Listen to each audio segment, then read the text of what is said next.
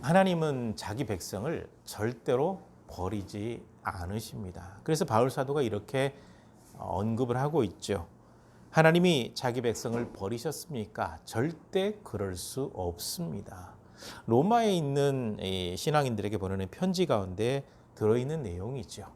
하나님은 자기 백성을 절대로 버리지 아니하신다라는 거죠.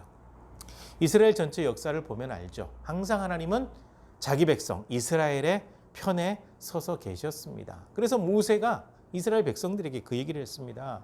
이스라엘아 너희는 행복자로다. 다른 말로 하면 여러분들은 이스라엘 백성 여러분들은 정말 행복한 사람들입니다. 하나님의 사랑을 여러분처럼 받은 민족이 어디가 있습니까?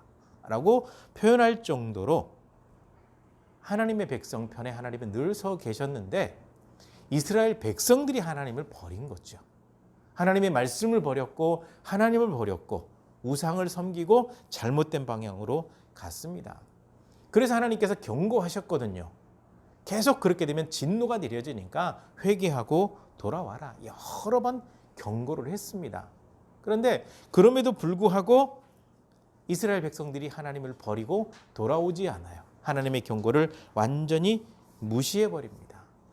선지자들을 보내고 수많은 방법으로 이야기를 했음에도 불구하고 심지어는 선지자들을 죽이기까지 하면서 듣지 않아요. 돌아오지를 않죠. 그래서 하나님께서는 이스라엘 백성들을 버리지 않았고 돌아오기를 늘 기다린다라고 하는 거죠. 그러면서 바울 사도가 자기 자신 얘기를 하는 겁니다. 자기 자신은 정말 하나님의 열심으로 예수님 믿는 사람들을 잡아다 죽이는데 앞장섰던 사람인데 돌이켜보면 하나님의 일을 방해하고 있었거든요. 그런데 하나님께서 불쌍히 여기셔서 만나주시고 변화시키셔서 사도로 불러주셨다라는 겁니다. 하나님께서는 미리 택하고 미리 정한 자기 백성을 버리지 아니한다라는 것을 자기 경험을 통해서도 이야기를 하고 있는 겁니다. 그리고 이 바울 사도가 또 엘리야 이야기를 합니다. 엘리야 선지자는 북이스라엘에서 하나님의 말씀을 전한 선지자이거든요. 이 엘리야 선지자가 벼랑 끝에 섰습니다. 굉장히 곤란한 지경에 처했죠. 그때 하나님 앞에 간절히 기도하고 있는 겁니다. 하나님, 이스라엘 백성들이 선지자들을 죽였습니다. 하나님 앞에 예배하는 모든 제단들을 헐어버렸습니다. 하나님 앞에 나만 남아 있는데 나마저 죽이려고 그들이 나를 찾고 있습니다. 라고 단식을 하고 하나님 앞에 호소했죠. 그때 하나님께서 엘리야에게 말씀하셨습니다. 내가 나를 위해서 발 앞에 무릎 꿇지 않은 자 7,000명을 남겨두었느니라. 이스라엘 백성들이 하나님 버렸어요. 근데 다 버린 게 아니고 남아있는 사람들이 있었단 말이죠. 남아있는 사람들. 이 남아있는 사람들을 하나님께서 계속해서 책임지고 보호해 가시는 거죠. 분명히 그렇게 말씀하고 있습니다. 그래서 바울 사도가 이것을 인용하면서 지금 수많은 핍박과 수많은 어려움이 있지만 지금 바울 사도가 편지 쓰고 있을 때 지금 이 시대에도 하나님 앞에 남아있는 자가 있습니다. 그 남아있는 자는 계속해서 하나님의 은혜를 누리게 되는 것입니다. 그러니까 하나님 앞에 남아있다라고 하는 것이 얼마나 중요한지를 얘기하고 있는 거죠. 하나님 앞에 남아있다라고 하는 것은 무엇이냐면 바른 신앙과 바른 믿음을 지키고 있다라는 거죠. 그래서 이사야의 내용도 굉장히 중요한 가운데 하나가 남은 자고 그것을 인용해서 쓰고 있는 바울 사도의 편지 오늘 11장의 내용도 남은 자라고 하는 이 단어가 굉장히 중요합니다. 지금 굉장히 많이 신앙이 변질되고 있고 교회가 엉망으로 무너지고 있잖아요. 그러나 그럼에도 불구하고 신실한 사람들이 남아있거든요. 그러니까 지금 저와 여러분이 하나님 앞에서 가장 중요하게 선택해야 될 것은 무엇이냐면요. 바른 신앙과 믿음으로 남아있겠다라는 선택을 해야 돼요. 그래야 우리가 하나님의 말씀 속에 더 깊이 들어가고 하나님의 뜻을 찾고 그 말씀대로 순종하는 것이거든요. 그래서 하나님 앞에 남아있다라고 하는 것은 굉장히 중요합니다. 그리고 하나님 앞에 남아있기 위해서는 우리가 하나님의 은혜로 산다라고 하는 사실을 분명히 기억해야 됩니다. 은혜인 것입니다. 우리가 무언가를 해서가 아니라 은혜로죠.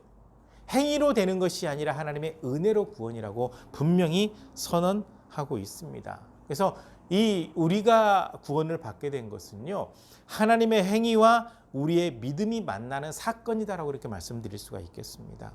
하나님의 행위는 무엇이냐면요, 약속을 하고 그대로 이루셨다라는 거죠. 아브라함을 선택하셔서 가나안 땅을 너희 후손에게 주겠다라고 약속하시고 굉장히 많은 시간이 흘렀음에도 불구하고 그 약속을 그대로 지키셨던 하나님. 그리고 구약의 여러 가지 많은 예언과 사건들을 통해서 메시아를 이 땅에 보내겠다고 약속하셨고 실제로 메시아를 보내셔서 예수님을 보내셔서 십자가에 못 박혀 돌아가시면서 모든 죄를 담당하게 하시고 부활하심으로 다시 부활하게 되는 첫 열매의 모습을 보여주셨다라는 거죠. 이게 바로 하나님의 행위입니다. 구원을 완성하신 거죠. 하나님께서 모든 구원을 분명히 완성해 놓으셨습니다. 그래서 이것을 하나님의 구원 행위 또는 하나님의 구원의 완성, 이것을 하나님의 행위라고 제가 말씀드린 겁니다. 그리고 하나님의 행위로 끝나버리게 되면 의미가 없습니다. 그것이 우리의 믿음으로 들어오게 돼야 그때 구원이라는 열매가 맺어지게 되는 건데 하나님께서 이뤄놓으신 그 모든 것을 믿는 겁니다. 그러니까 구원은 이미 완성되었습니다. 예수님의 십자가 보혈로 구원은 이미 완성이 되었어요. 완성이 되어져 가는 것이 아니라 완성이 되었고 그렇게 완성한 그 분명한 복음을 믿을 때 우리가 구원을 받게 되는 거죠. 그래서 모든 믿는 사람들에게 이미 영생이 있다. 요한일서 5장 13절에서도 이 편지를 쓰는 이유가 무엇이냐? 여러분에게 영생이 있음을 알려주기 위해서다라고 분명히 밝히고 있거든요. 하나님의 행위, 우리의 믿음, 이것이 만나는 사건, 그것이 바로 구원이죠. 구원은 이미 믿는 모든 사람들에게 이루어졌습니다. 구원은 완성된 거거든요. 완성이 되었어요. 구원을 받았어요. 근데 구원을 받은 사람도 변질되어 떠나게 되면 그때 문제가 발생하게 되는 겁니다. 그러니까 중요한 것은 항상 하나님께서 믿음을 보신다라는 거죠. 그래서 율법주의의 문제점을 바울 사도가 지적하고 있는 겁니다.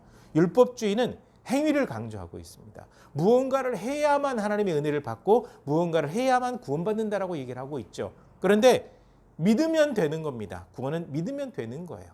무언가를 해서 예배를 잘 드리고 뭔가 공로를 쌓아서가 아니라 하나님의 은혜로.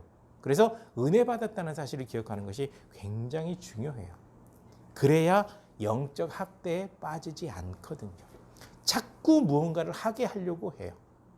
지금 교회 내에도 굉장히 많은 율법주의가 작용하고 있어요. 뭔가를 해서 하나님의 은혜를 받으라고 자꾸 이야기를 하고 있는데 그것은 변질된 율법주의거든요. 그래서 우리가 은혜 가운데 산다는 것을 분명히 잊지 말라라고 이야기를 하고 있습니다. 근데 유대인들은 여전히 율법주의에 빠져 있어요. 유대인들의 문제는 바로 거기에 있습니다. 뭔가 행위를 통해서, 공로를 통해서 뭔가 투자를 해서 구원을 얻는다, 뭔가를 얻는다, 하나님의 은혜를 얻는다라고 생각을 하고 있거든요. 그래서 문제가 되는 겁니다. 굉장히 변질되었죠. 그래서 바울 사도가 오늘 이 본문 말씀을 통해서 유대인들의 잘못된 점을 지적하고 있습니다. 왜냐하면 이들이 넘어진 자들이거든요. 바른 믿음을 갖지 못하고 있고 넘어진 자들이거든요. 그러니까 어떤 자들은 예수 그리스도를 메시아로 인정하지 않아요. 어떤 자들은, 어떤 유대인들은 예수님을 믿는다고 하는데 율법을 지켜야만 된다라고 이야기를 하는 변질된 모습이 있기 때문에 이것을 지적하고 있는 겁니다. 그래서 바울 사도가 첫 번째로 지적하고 있는 유대인들의 문제는 무엇이냐? 하나님의 뜻을 제대로 분별하지 못하고 있다라는 거죠. 하나님의 뜻을 분별하지 못하고 있어요.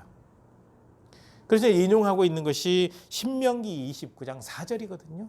그 내용을 보게 되면 오늘까지 주님께서는 당신들에게 깨닫는 마음, 보는 눈, 듣는 귀를 주지 않았습니다. 이 신명기는요, 모세가 가나안 땅에 들어가기 바로 직전에 있는 이스라엘 백성들에게 레위기 율법을 다시 설명해 주는 내용이에요. 설명해 주는 내용인데 지금 이제 처음 이집트에서 나올 때 하나님의 역사를 목도했던 사람들 가운데 20세 이상인 사람들은 다 죽었고 그들 가운데 여호수아와 갈렙은 살아있고 이제 이 모압 평지에 머무르게 됐을 때에는 그때 20세 이하인 사람과 40년 광야 여정 가운데 광야에서 태어난 사람들이죠. 그 사람들이 모여 있습니다. 거기서 얘기를 하는 거예요.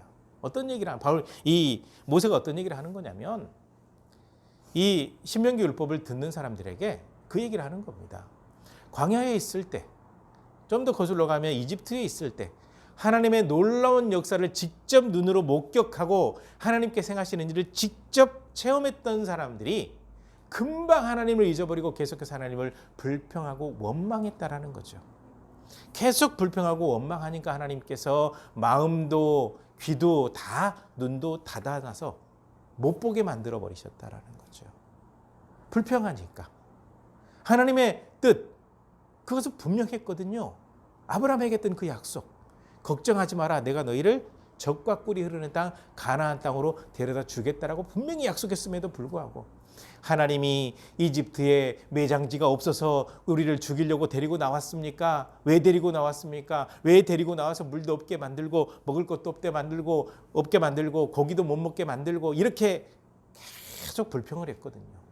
그래서 하나님께서 여러분들의 마음과 눈과 귀를 닫아버리셨다. 분별하지 못하게 만들어버렸다는 거죠. 왜? 왜곡된 길로 잘못된 방향으로 가고 있고 하나님을 원망하고 있었기 때문에 그래요. 그리고 이사야 29장 10절에도 똑같이 나와요. 많은 사람들이 자꾸 잘못된 방향으로 가니까 하나님께서 선지자들이 제대로 구실을 못하게 하고 사람들의 눈과 귀를 막아서 진리를 분별하지 못하게 하셨다. 이사야 시대도 똑같이. 바울 사도가 이것을 인용하고 있는 이유가 무엇이겠습니까? 로마 교회가 있는데 그 지역에 있는 유대인들이 여전히 계속해서 예수님의 복음 증거되고 전파되는데 방해하고 있는 거예요. 계속 방해하고 있는 거예요. 그래서 그들은 지금 마음도 닫아져 있고 귀도 가려져 있고 눈도 가려져 있기 때문에 제대로 분별하지 못하니까 그들의 분별력을 믿지 말라. 잘못된 말에 속아 넘어가지 말라라는 내용이 바로 여기에 포함되어 있습니다. 그러니까 선입견을 깬다라고 하는 것은 참 어렵거든요. 이스라엘 백성들이 선입견에 빠져 있는 거예요. 선입견에. 메시아는 아직 오지 않았다. 계속해서 하나님의 어떤 모든 역사들에 대해서 잘못된 판단을 하는 거예요. 그러면서 율법이라고 하는 것은 죄가 무엇인지 알려주고 가이드라인을 잡기 위해서 해놨는데 그것이 바로 이제 마치 구원의 조건인 것처럼 그렇게 변질되어 버리고 있거든요. 또 유대인들 같은 경우는 제대로 하나님의 뜻을 분별하지 못하고 있다는 그 잘못을 지적하면서 그들의 주장에 대해서 속아 넘어가지 마라. 그들의 주장에 대해서 동조하지 마라. 바로 그 얘기를 하고 있는 겁니다. 분별을 못해요. 그 다음에 두 번째로 얘기하고 있는 것은 무엇이냐면요. 유대인들은 같은 민족을 오히려 더 힘들게 한다는 거예요. 같은 민족을. 이 바울 사도가 지금 인용하고 있는 것이 시편 69편이거든요. 시편 69편은 다윗이 쓴 시인데요. 다윗이 같은 동족, 신하, 아들에게 죽임당할 뻔한 공격당한 일들이 굉장히 많아요. 그래서 그런 모든 일들을 안고 있는 이 다윗이 하나님 앞에 간절히 탄식하면서 기도하는 겁니다. 하나님, 제가 더 이상 수치를 당하지 않기를 원합니다. 제가 당한 것은 정말 많습니다. 그 중에 한 가지가 제가 배가 고프다고 말을 하면 나에게 음식에 독을 타서 갖다 줍니다. 목이 말라 마실 것을 달라고 하면 식초를 갖다가 주고 있습니다. 라고 하면서 같은 동족, 가족, 아들들까지 자기 자신을 이 다윗을 얼마나 괴롭혔는지 탄식하죠. 그러면서 이렇게 얘기하고 있습니다. 하나님, 그들의 잔치상이 그들의 걸림돌이 되게 해주시기를 바랍니다. 그들이 지금 평화를 누리고 있는데 그것이 오히려 그들의 함정이 되게 해 주십시오. 눈이 어두워서 보지 못하게 하시고 그들의 등은 늘 굽어져 있게 하시고 그들이 하나님의 저주를 받게 하옵소서. 이 내용이 시편 69편이거든요. 같은 민족, 같은 가족을 다윗이 저주하는 이유가 무엇이겠어요? 같은 민족, 가족들에게 엄청나게 많은 공격을 받았거든요. 이것이 바로 바울 사도의 심정을 지금 대변하고 있는 거예요. 계속해서 복음을 전할 때 가장 많이 바울 사도를 괴롭힌 사람이 누구냐? 같은 민족이었습니다. 같은 민족, 율법을 공부한 사람들, 이 사람들이 용역들을 동원해가지고 바울 사도를 방해했거든요. 그래서 같은 민족이, 유대인들이 오히려 같은 민족을 더 많이 괴롭히고 있다라는 겁니다. 그러니까 다윗이 오죽했으면 저주를 내려달라고 얘기를 했겠습니까? 바울 사도가 오죽했으면 다윗의 이 시편을 인용해 가지고 자기 자신의 자기 심경을 얘기하겠습니까? 유대인들이 잘못된 방향으로 가고 있기 때문에 유대인들의 그 잘못된 것에 동조하지 말고 따라가지 말라라는 심정을 바로 여기에 담고 있는 겁니다. 그러면서 마지막으로 세 번째 하는 이야기가 무엇이냐면 하나님께서 하나님의 뜻도 분별하지 못하고 오히려 자기 민족을 괴롭히는 그 유대인들로 하여금 시기심, 질투심이 나게 만드십니다라는 얘기를 하고 있습니다. 그런 상황이 발생하게 되는 거죠. 유대인들이 보는 앞에서 이방인들이 하나님의 은혜를 누리게 되는 거예요. 유대인들이 보는 앞에서 이방인들이 하나님의 거룩한 백성이 되는데 이것은 인정하고 싶지 않은 일이에요, 유대인들에게는. 왜냐하면 선민사상이라고 하는 것은요, 자기들만 하나님 앞에 선택을 받았다라는 강력한 의식이거든요. 그 자부심이 있어요, 유대인들에게는. 그리고 그들의 사고 속에는 뭐가 있는 거냐면 이방인들은 지옥의 땔감 정도로 생각을 해요. 그리고 좀 더 심각하게 얘기하면 이방인들은요, 사람 취급을 하지 않아요. 말을 하고 있는 짐승? 이렇게 취급하면 맞을 것 같아요. 근데 그 이방인들이 자기들을 선택했던 그 하나님께 은혜를 받고 있기 때문에 이 사람들은 인정하고 싶지 않다라는 거죠. 근데 바울 사도는 이런 얘기를 하고 있습니다. 하나님께서 이방인들을 선택해서 그들에게도 구원의 은혜를 베풀어 주셨습니다. 유대인들이 넘어지게 돼서 이방인들이 그 하나님의 은혜를 누리게 되었습니다. 그렇다면 하나님께서 이스라엘을 완전히 버리셨을까요? 바울 사도의 질문이었죠, 처음에. 그렇지 않다라는 겁니다. 그렇지 않다라는 거예요. 하나님께서 왜 이방인에게 큰 은혜를 베풀어 주었냐? 이스라엘 백성들로 하여금 질투나게 하려고 이렇게 진행했다라는 겁니다. 질투를 느껴서 하나님 앞에 돌아오게 만들려고 그렇게 하셨다라는 겁니다. 그래서 바울 사도가 얘기하고 있는 거죠. 유대인들이 넘어짐으로 말미암아서 이방인들이 은혜를 누리게 되었는데 유대인들이 만약에 하나님 앞에 바로 서게 된다고 한다면 그들이 받는 복이라고 하는 것은 우리가 가히 상상할 수가 없습니다.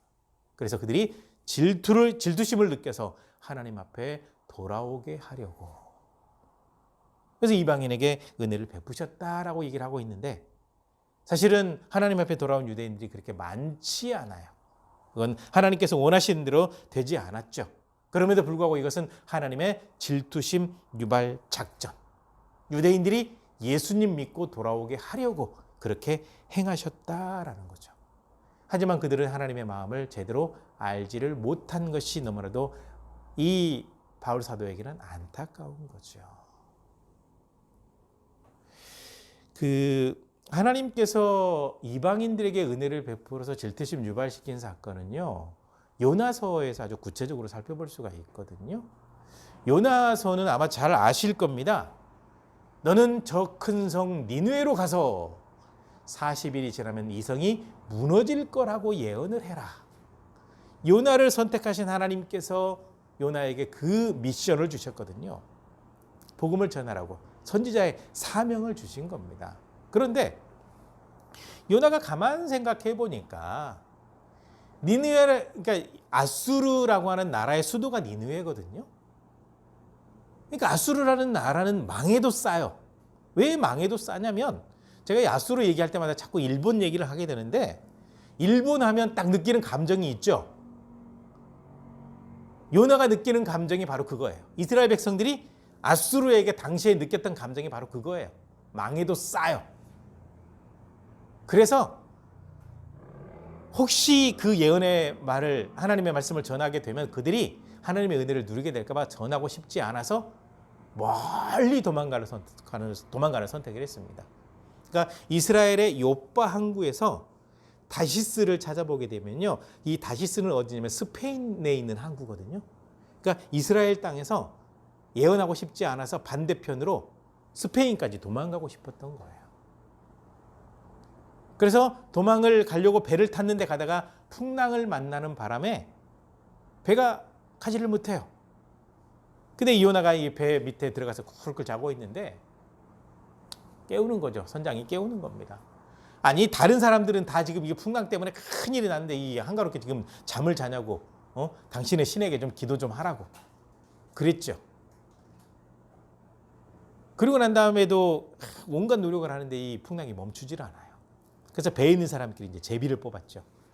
이 풍랑이 누구 때문인가 보자 해서 뽑았는데 딱 요나가 걸렸죠. 요나가 얘기하는 겁니다. 실은 제가 하나님 앞에 선택을 받은 선지자인데 하나님의 말씀을 어기고 도망가다가 이런 일이 발생했습니다. 아이고, 이 사람아 왜 그랬습니까? 그래서 이제 아무튼 사실을 알긴 했지만 사람의 생명인지라 보호하려고 노력을 했지만 안 돼요. 그때 요나가 얘기하는 겁니다. 나를 들어서 저 바다에 던지십시오. 그래야 될 겁니다. 안 하려고 했죠. 그런데 사람의 생명이라고 해서 참 귀하거든요. 그래서 결국 요나를 던지죠. 딱 바다에 던지기가 그 타임에 딱 하나님께서 예배는 물고기가 딱 삼키게 돼요. 그러고 난 다음에 물고기 뱃속에서 요나가 이제 회개기도 하고 해안가에 딱 이제 물고기가 요나를 토해 놓으니까 니느웨 성으로 가요. 가서 외쳤습니다. 40일이 지나면 이 성이 무너진다라고 외쳤어요. 외치고 요나의 심정은 그냥 망했으면 좋겠다라는 건데 놀라운 일이 벌어지는 겁니다. 백성들, 왕 막 금식하면서 회개기도 하는 거예요. 짐승들까지 금식시키면서 회개기도 하는 거예요. 이렇게 되니까 40일이 지나면 이 니느웨 성이 무너져야 되는데 안 무너져요. 하나님께서 용서해 버리신 거예요. 그래서 요나가 굉장히 기분이 나빴죠. 하나님께서 왜 그랬냐고. 그래서 박넝쿨 가지고 교훈을 주잖아요. 이제 예언은 했지만 혹시 망할지도 몰라. 그래서 언덕 위에 이렇게 초막을 지어놓고 나무로 이제 움막을 지어놓고 내려다보고 있는 거예요. 그때 하나님께서 박넝쿨을 준비해가지고 다 그늘지게 만들었다가 태양이 가장 뜨거울 때 벌레들을 보내가지고 박넝쿨을 싹 갉아먹어 버리니까 이 뜨거운 바람이 확 불어오니까 숨이 막히거든요. 그러니까 요나가 확 짜증을 내는 겁니다. 너 왜 짜증내냐? 박넝쿨 하나 때문에 그러냐? 예, 제가 짜증내는 건 당연하죠. 그래, 너 겨우 박넝쿨 하나 가지고 그러지. 저 성에는 앞뒤 분간 못하는 사람이 12만 명이나 살고 있어. 내가 그들을 아끼는 건 당연하지 않겠냐? 라고 말씀하시면서 왕과 백성들과 짐승들까지 금식하면서 이제 사람들은 기도했겠죠. 그것을 보고 아수르 그 수도 니느웨를 용서하셨는데 몇 년 동안 용서하셨냐면 150년 동안 용서하셨어요. 150년 동안. 근데 하나님께서 요나를 니느웨에 보내가지고 그렇게 외치게 하고 그들이 회개할 때 용서하는 모습을 보여준 이유가 있어요. 북이스라엘이 완전히 이 우상에 빠져가지고 하나님과 점점 멀어져 버리는 겁니다. 돌아오라고 그렇게 얘기해도 말을 안 들어요. 그래서 하나님께서 굉장히 화가 나셨어요. 그래서 야, 너네들 잘 봐. 이방인도 회개하면 용서하는데 내가 너희 용서 안 하겠냐? 돌아와. 라고 했지만 여전히 돌아오지 않아서 하나님께 용서받은 그 아수르에 의해서 북이스라엘이 망하게 되죠. 이방인을 통해서 이스라엘을, 유대인들을 질투나게 하신다라고 하는 부분이 바로 이런 부분이죠. 하나님 앞에 선택받은 이스라엘 백성들이 메시아를 거부해버리니까 수많은 이방 사람들이 예수 그리스도를 믿고 구원받는 은혜가 하나님 앞에 있게 된 거죠. 바로 이것을 얘기하면서 하나님의 질투심 작전, 시기심 작전을 이야기하고 있습니다. 그런데 많은 사람들이 착각하고 있어요. 하나님께서 유대인들을 버리셨다고. 아니요. 성경 어디를 봐도 하나님께서 유대인들을 버리셨다고 말씀하지 않으셨어요. 잘못되었기 때문에 이방인의 손을 넘겼다. 회개하고 돌아오기를 바라면서 매를 드셨다. 이런 표현들은 많이 있지만 버리셨다. 이런 표현은 나오지 않아요. 계속해서 기다리시는 거거든요. 이것은 굉장히 중요합니다. 그런데 그들이 잘못 선택해서 멸망길로 가버렸다라는 거죠. 여기서 우리는 굉장히 중요한 교훈을 얻어야 되는 겁니다. 하나님의 진심은 거룩한 하나님의 백성들, 예수 그리스도를 통해서 선택받은 사람들이 하나님 앞에 계속 남아있기를 원하시는 거예요. 유대인들임에도 불구하고 남아있지 않으니까 그들에게 구원이 없는 거거든요. 모든 믿는 사람들이 그것을 교훈 삼아서 하나님 앞에 남아있기를 원하시는 겁니다. 유대인을 질투하게 하신 하나님의 그 작전, 그것에 대해서 이 바울 사도가 쭉 설명을 하면서 하나님의 마음을 그대로 전해주고 있는 겁니다. 하나님 앞에 남아 있어야 됩니다. 하나님 앞에 남아 있어야 하나님의 은혜 가운데 거할 수가 있습니다. 이것은 하나님의 진심입니다. 그러므로 믿음을 잘 지키면서 하나님 앞에 남아 있는 사람이 되십시오. 유대인들 가운데도 남아 있는 사람이 하나님의 은혜를 누렸습니다. 우리 모든 믿는 사람들도 남아 있어야, 끝까지 믿음을 지켜야 하나님의 은혜 가운데 거하게 됩니다라는 중요한 메시지를 오늘 전해주고 있는 거거든요. 이 말씀을 기억하시고 끝까지 바른 믿음으로 남아있는 신앙이 되겠다라는 그 마음으로 올 한 해를 사시고 남아있는 인생을 사시고 하나님 앞에 즐거이 기도하면서 하나님의 뜻을 잘 분별하게 되시기를 주님의 이름으로 간절히 부탁을 드립니다. 기도하시겠습니다.